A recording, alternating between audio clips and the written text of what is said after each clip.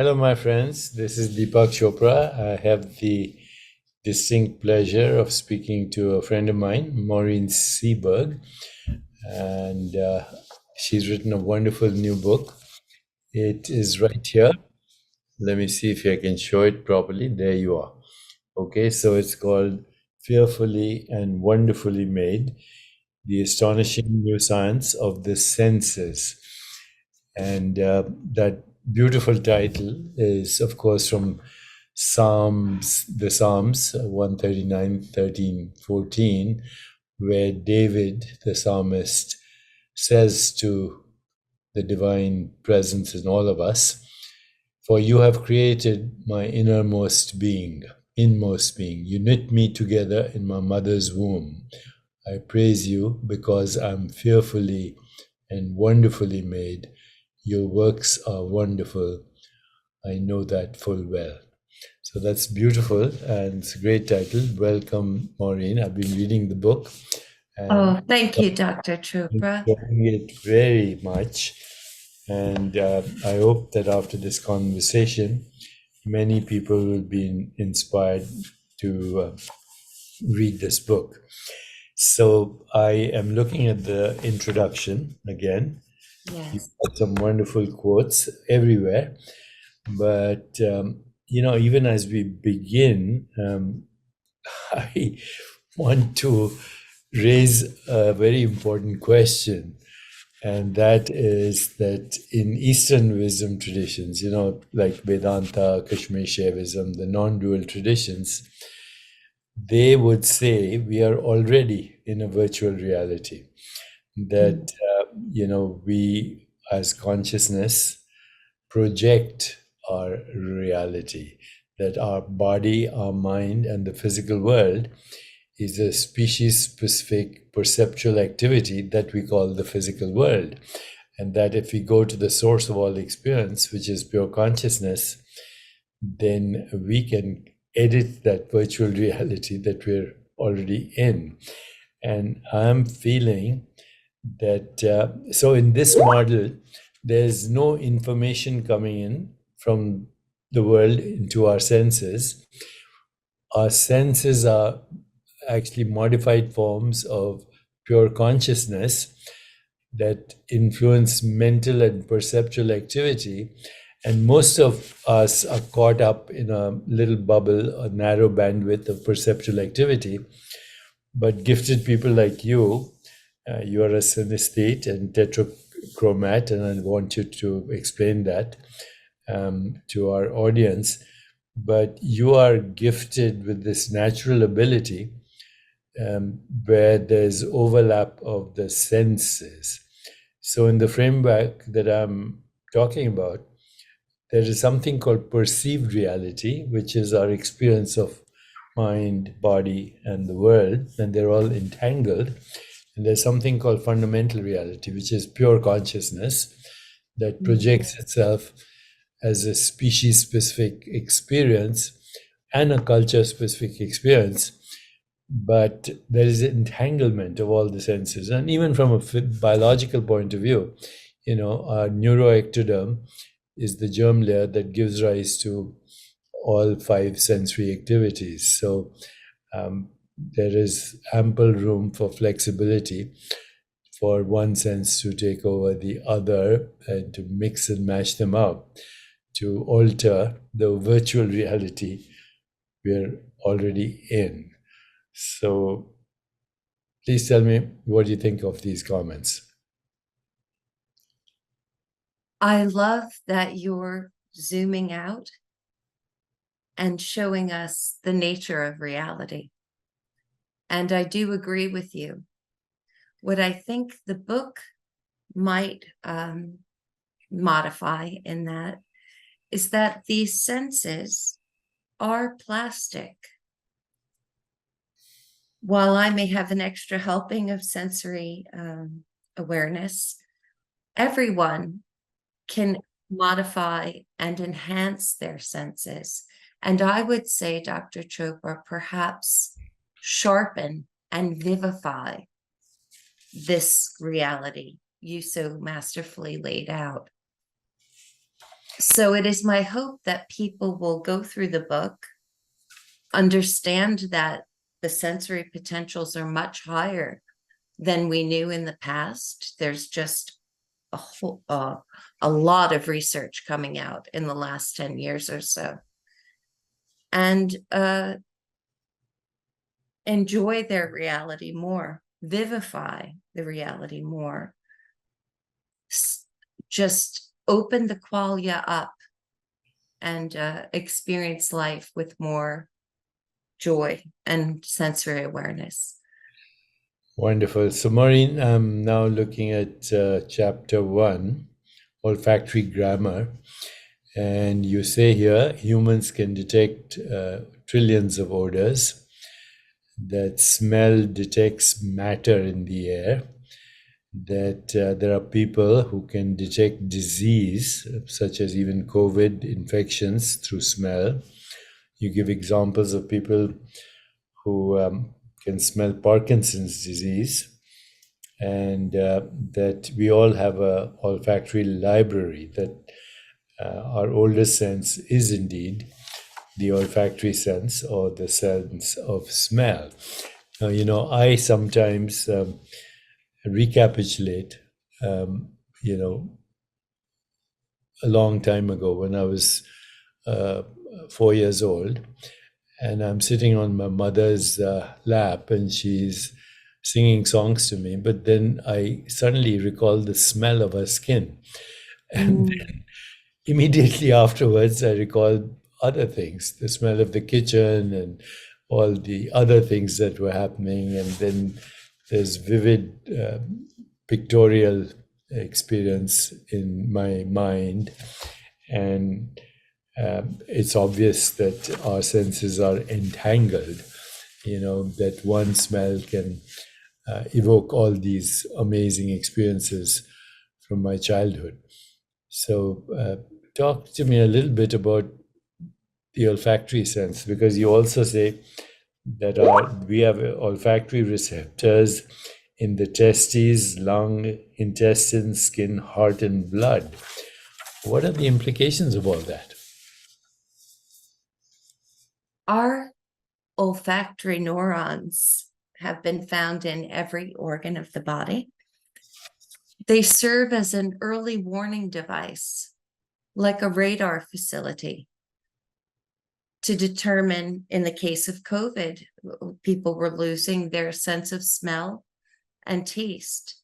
And that's because the olfactory receptors there were some of the first to come in contact with the virus. And the virus is smart enough, shall we say, to attack these early warning systems to give it an advantage. So, it's the most protective of all the senses, and also connects us physically, right? If I In many inhale ways. if I inhale somebody's cigarette smoke who's 10 yards away from me, I'm actually inhaling matter from their lungs. And if I Yeah. smell somebody exploding with intestinal gas, otherwise referred to as a fart, I'm actually inhaling their shit. Yes. Yes. It's also an example of our interconnectedness. It is. There is no separation, of course, even in such matters. I see. I think that the very fact that our senses are entangled with each other, and the senses of other people and even other species, even though other species have different bandwidths of sensory experience, dogs have a high sense of smell, etc. So if I'm standing in a certain place and a dog, I move away from that place, and the dog comes to that place 5 hours later, I'm still in the present moment as far as the dog is concerned. Yes, they are. Nature is absolutely astounding. But you know what surprised me, Dr. Chopra? They have put humans to the test on scent trails, like dogs. And humans can also detect scents on a trail. In the case of the woman who can smell Parkinson's and COVID, she talks about people walk away from her and she's still sensing the molecules 5 or 6 minutes later, detecting them in the air. So the idea that human smell is impoverished is actually a 19th century myth, and it's sort of interesting. A neuroanatomist named Paul Broca incorrectly hypothesized that humans have a small olfactory bulb, when in fact we don't. And this was the Victorian era, and there was also the zeitgeist was to separate us from animalistic nature and tendencies. And so this caught on. But in fact, we can smell at least 1 trillion scents. And smell is so tied to memory, as you so beautifully pointed out, with memories of your mom, these Proustian moments where the single taste of a Madeleine can evoke a time and place. It goes straight to memory. And it's our oldest sense. Even single-celled organisms before us and to this day have chemodetection for survival. So this ancient lineage, if I may, back to the chemosensory, has only gotten more and more refined. I see. But you also say here that all our senses are quantum mechanical in nature, that the sensory experience can occur at the level of a photon, but that's true of all the other senses as well. Is that true? Yes. So in the case of a single photon, scientists at Rockefeller University in 2016 proved that human subjects were able to detect a photon at that level with the naked eye in laboratory conditions. And Dr. Ali Pasha Vaziri raised a very interesting question, the gentleman who ran the experiments. He said to me, why, Maureen, has nature pushed us in the direction of detecting at this level? Why Wow. do we need this? And it opens up a whole philosophical idea or question, really. For me, I believe it lay in the next round of testing. And someone you know very well, Dr. William Bushell, has Yes. suggested in a model that caught the attention of the Einstein Foundation and other high-level people when we published it as a series in Psychology Today, that adept meditators perhaps ought to be put to the single photon test so that they might see superposition or entanglement. This may be the next step in evolution. Will we see what was theorized, Dr. Chopra, or something else, I wonder? Well, first of all, I just want to remind the audience I'm speaking to Maureen Seaberg. This is the book. It's extraordinary, fearfully and wonderfully made, The Astonishing New Science of the Senses. And so, Maureen, the question that you just posed and the insights that you also shared actually go right to the heart of what is now considered the hard problem of consciousness. And we also mentioned qualia meaning qualities of experience. And so I have a quote right here from your chapter, Threshold of Imagination. It says, Galileo wrote that without a living ear, there would be no sound in the world, only vibrations. Without a living eye, there would be no light, no color, no darkness, only the imponderable oscillations that correspond to light and its matter or their absence. So this is a very prescient quote, and also, I think if I'm not mistaken, it was either Sir James Jeans or John Eccles who said, "I want you to know there are no colors in the real world. There are no textures, there are no flavors, there are no whatever, no beauty, no ugliness."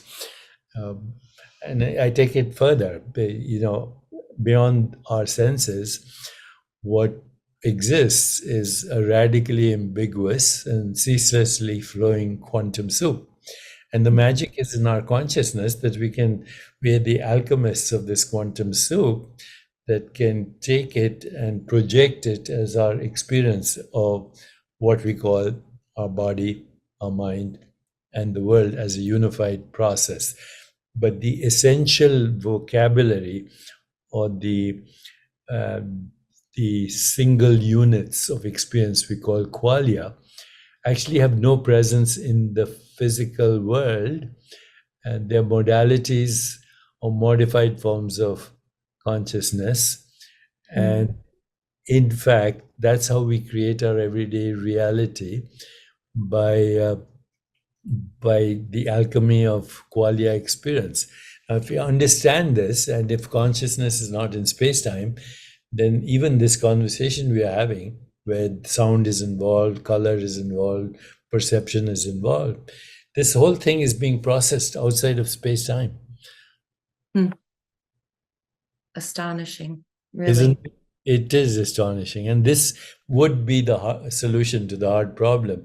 We're going about it the wrong way. We're taking atoms and molecules and saying, how do they produce qualia? Where in fact, at the quantum level, even the quanta, superposition, and all of that, clouds of probability, are clouds of qualia, potential qualia, that activate themselves in the production or the manufacturing of what we call the physical world. That even the experience of stars and galaxies, sun and moon, is a qualia combination in consciousness. Beautiful. So you do agree then? I do agree. And it was really radical when Galileo wrote that in the Essayer, because just as we thought at one point that the sun revolved around the earth, and Copernicus and then Galileo put the sun right in the center with us revolving around it, Galileo put the senses in our body. Prior to that, people thought that the smell of a rose was just the rose, or that the feel of silk was in the fabric. But Galileo came along and said, no, without the human being, there would be no red rose. There would be no feel of silk. So, And the human that being, you agree. body, yeah, and the human body itself is a combination of qualia experiences. I mean, if we don't have this construct as a human body, a baby is looking at a human body. It doesn't know it's called a human body, or any of the things we associate with the human body. All it's experiencing is colors, shapes, sounds, forms, and textures. And then the construction begins, the cultural construction. The This culture. combination of qualia is called a tree. This combination of qualia is called a hand. This combination is called a book. But it's all qualia mechanics in the end. Yes. And on the finest levels, on the most At the quantum level. tiniest level. Well, there's a lot in this book that it's almost going to be impossible for me to go through in this interview, but I did read the whole book. I found your chapter on taste very significant, because in the Ayurvedic tradition, when we eat, it is qualia that we are actually eating. When the healthiest diet is 7 colors of the rainbow, because it captures all the photochemicals that are derived from the energy of the sun, and then also the six tastes of life: sweet, sour, salt, bitter, pungent, etc. But if you pay attention to taste and color, which is two of our senses, and of course, smell, it goes with taste. And then Yes. there's crunching of teeth when producing sound, and texture also as we taste the food. We are actually, by understanding qualia mechanics, we can eat the healthiest of food to give our body the best nourishment: six tastes and seven colors, and the smells that go with them. Yes. And thank you for liking that chapter. Two of the people I profiled there are really extraordinary sensors. And they also speak, Dr. Chopra, to conditioning and culture that you so wisely brought up before. How do we form these sensoria? It's all conditioning and culture. And the two particular people in the taste making chapter fought against ignorance and uninspired thinking to excel as a wine sommelier and a tea sommelier. So it shows that we are limited by cultural conditioning, and it does form who we are. But they were two fine examples of people who fought for their place as super sensors. As I read this book, I also came across a chapter called The Perception Quotient. And Yes. you talk about going beyond, or more than just IQ and EQ. So you talk about PQ. Please explain that. Well, it's a term I coined because I think in this very fragile age we're living in, there is a more primal survival type of intelligence that rests in our senses. For example, the woman who can smell COVID or Parkinson's disease, that things are that refined. But what really solidified this idea in my head is that when I researched early intelligence tests, they were in fact based on senses. So Sir Francis Galton first tested sensory reactions in his subjects, and Cattell after him with the first more widespread intelligence test also tested sensory reaction times. And these potentials were put aside, Dr. Chopra, because they couldn't predict academic success. And now we find ourselves in a world where schools are shut down in pandemics, and maybe people should be going to trade schools or art schools and not traditional schools. I think it's kind of being shaken up and reconsidered. So I ask you, and I ask your wonderful audience, what is intelligence? And could there be a type of intelligence using our senses that is even more key to our survival, which is the ultimate success as a human being? I totally agree with you that if we want to access fundamental reality and create from there, then we need what you call the perception quotient, and we need to refine it. In your chapter on sound, I have a couple of questions, but before I go there, you actually introduce other senses as part of our sensory trust, as you call it.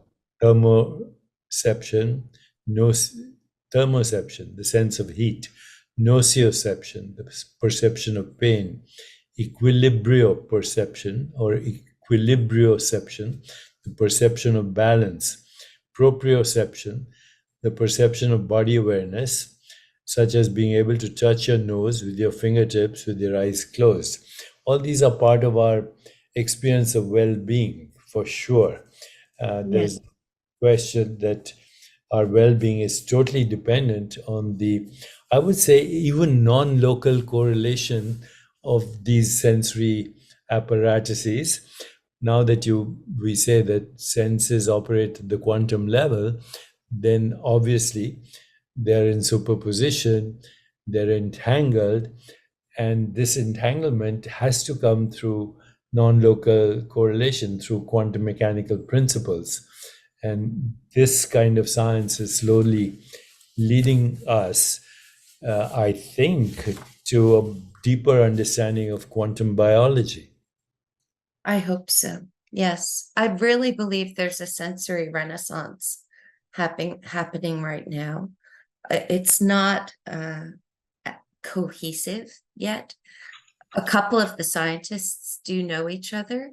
Dr. Vaziri at Rockefeller University knows the olfactory specialist, Dr. Luca Torin in Greece, but there aren't conferences and things fomenting yet. However, I think we're really on the brink of something, and I think it will be unified by quantum biology, as you say, people with a common interest in quantum biology. So, our foundation, the Chopra Foundation, every now and then hosts a conference, 3 days, called Sages and Scientists. Yes, And it's so we're beautiful. planning that conference in New York in the coming year, maybe Ah, April, May. And I would love your help, not only in the conference, but inviting some of these people so we can talk about quantum biology. that would be fabulous. And a number of them are in New York, and I bet many others would love to travel. And we will help them. Absolutely. Let's follow up on that. I Thank you will for. follow up. One thing, as I was reading your chapter on sound, I have this experience sometimes that a song gets stuck in my head.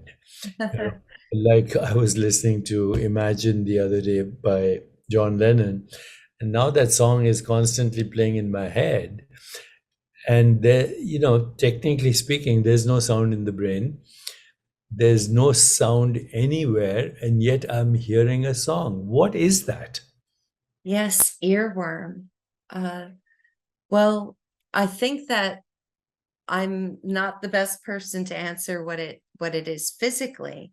However, it does speak to my theme of the extraordinary power of the senses. That these memories tied to sense can last a lifetime. You know, again, in the Vedantic yogic tradition, we have something called the five senses, but we also have five subtle senses. So I can hear sound in my consciousness at a subtle level, even though there is no sound. Similarly, I can imagine, a rose in my imagination as a visual experience. All the five senses, I can have an experience: sound, touch, sight, taste, and smell, without it being a physical experience. And the explanation in non-dual tradition is everything is made out of consciousness. So you have subtle senses and gross senses, and they're all modified forms of consciousness experiencing itself as the five subtle senses, as the five gross senses. But this kind of insight that you're sharing actually might just help us, as I said, with what science is struggling with, the hard problem of consciousness. There's no hard problem of consciousness if what we call mind and matter and the physical world are all modified forms of consciousness, which is what the non-dual traditions of the world actually claim. I love that you brought up subtle senses, and once again, the older traditions have wisdom for us. So thank you for completing that that thought that they are not just gross senses, are they? They are also subtle. Yeah. And their modifications of consciousness. There's a chapter here called The Senses, Meditation and Consciousness, which I encourage everybody to read. And then you have a whole chapter on vivify your senses. I'd like to end our conversation with that because people will get a lot out of what you have used the acronym perception for. So let's conclude our conversation with you giving us a little. I'm turning to mine too, so Yeah. I have it handy. Yeah. Well, one of the editors at St. Martin's Press urged me to have a service component in the book. So if I'm saying senses are plastic, and I am, how can we help people to avail themselves of these higher potentials?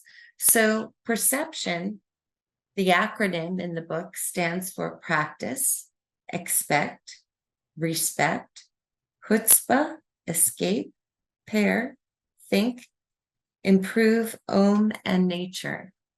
So just to highlight a couple of these, nature, the last one, researchers have found that there was an EPA study that North Americans and Europeans are spending 90% of our lives indoors. I looked at other research that showed Malaysian hunter-gatherers were tested on the senses, people who live close to the land, out of doors, and they scored higher than more settled people on the ability to smell, on the ability to name colors, etc. So I urge people in the N of the acronym to get outside more. So the 10 steps that I came up with based on the scientific research and testimony by researchers and experiencers, they're all very simple and elegant, I believe, but they're not obvious. They're based on new research. So should I go through Yes. each of them, Dr. Yeah. Chopra? That'd Okay, be- I gave the last one first, but that one's close to my heart. Practice. So in the case of Joy Milne, the woman who can smell Parkinson's disease and COVID, she tells me she inhales a scent at least twice every time. And this sort of repetition is how she created her olfactory library. She believes that that is one of the reasons she's such a skillful super smeller. Expect. So that's the second letter in perception, E. I want people to take the new potentials I lay out in the book, such as the ability to see a single photon, such as the ability to smell a trillion things and follow a scent trail like a hound, and expect it from themselves so that they may achieve more. Respect is the third one, R. We need to create, in my humble opinion, doctor, a world that is safe for emotional sensitivity and the traditional senses. And they are tied. They're tied through the limbic brain.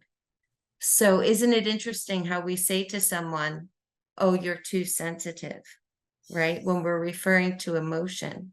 But I found among the super sensors in the book, almost everyone is exquisitely emotionally sensitive. So I want people to respect themselves and each other and not call each other too sensitive anymore, because in fact, there's no such thing. Now that we know we're sensing on the quantum level, there's no such thing as too sensitive. What will we innovate with these new sensory potentials going forward? The C in perception is chutzpah, and that's based on Kenneth Pelletier's classic paper, The Chutzpah Factor in Exceptional Performance. And I just follow his lead in saying, if you assert yourself sensorially, you will achieve more. Just as someone can firewalk because he believes he can firewalk. We need to assert ourselves. Escape is the second E in the acronym, and that means we all need to take sensory health time the way we take mental health time. The most exquisite and highest technology on the planet is the human sensorium, and it needs rest and maintenance to function well. The T next in perception is think. We need to be more deliberate in each moment of sense. So, Dr. Chopra, you know how we have trouble remembering what we ate for lunch sometimes. We're such busy people. It's also because we're not thinking about the blessing and the nourishment of the food as we're eating it. We're thinking about our next appointment. We're thinking about something that happened the day before. So by being more mindful, more thoughtful in each moment of sense, you can expand your abilities. The I stands for improve. And by that, I mean improve your vocabulary. So it's interesting in my case, I was taught by researchers studying my eyes for the tetrachromacy, which is super color vision, that if I didn't have a very large vocabulary for color, my tetrachromacy genes may not have become functional because the brain needs a category, right? It needs to know a name for what it is you're experiencing. So if people enhance their sensory vocabularies, learn a new spice like cardamom or something really beautiful like that, or learn the scents of other flowers you haven't smelled before, it will create pathways to functionality. And then O is Om, because I'm sure you'll agree, Dr. Chopra, as will many in your audience, meditation enhances sensory experience. To the degree, not only will you sense more widely and more vividly, if you have a good enough practice, you can reduce pressure in the eyes, reversing glaucoma. You can lower stress hormones that damage sensory apparatuses. It's so important, preaching to the choir here, of course, but it's terribly important to meditate if you want to use your senses better. You missed one. It's called pair. So let's Oh, go. forgive That's a me. good one. That's a Pair, yes. So I think this is a good one, a linchpin, Mhm. maybe. Mhm. Synesthetes, people who have bonus senses, such as seeing color when listening to music, have more color, have more memory, and are better able to avail themselves of sensory experiences. And part of that is because these two sensations act like a mnemonic. So my yellow A makes me almost remember someone's name who begins with the letter A because I see yellow when I think of them. So I believe we are all latent synesthetes. Everyone is a synesthete. Just some of us get a conscious bleed. And if we take a page from those with the conscious bleed who get the bonus sensation and want to remember something longer, we should pair it. There's the pair with another object or sound or taste. I give the example in the book, if you want to remember the smell of magnolia more vividly, and who wouldn't, think of a full moon or something else memorable. And please forgive me for skipping over that one. It is an important one because synesthesia was present in every supersensor I spoke to for the book, which surprised even me, someone who's written about synesthesia for years. So if we cultivate that in ourselves and pair things, we will vivify our senses. I love that we end with that, as you said, the linchpin. The book is called Fearfully and Wonderfully Made, The Astonishing New Science of the Senses. Maureen Seaberg is a synesthete and a tetrachromat who has extensive personal experience, but also now scientific understanding by looking at other people with these extraordinary gifts that she says we all have the potential for. So pick up the book and you will enhance the quality of your life and improve your health as well. Thank you, Maureen, for joining me. Thank you, Dr. Chopra. I really appreciate it. And you elevated the thinking here today. You didn't just ask questions. And I thank you for your own contribution to the study of the senses for so many years. Thank you, Maureen.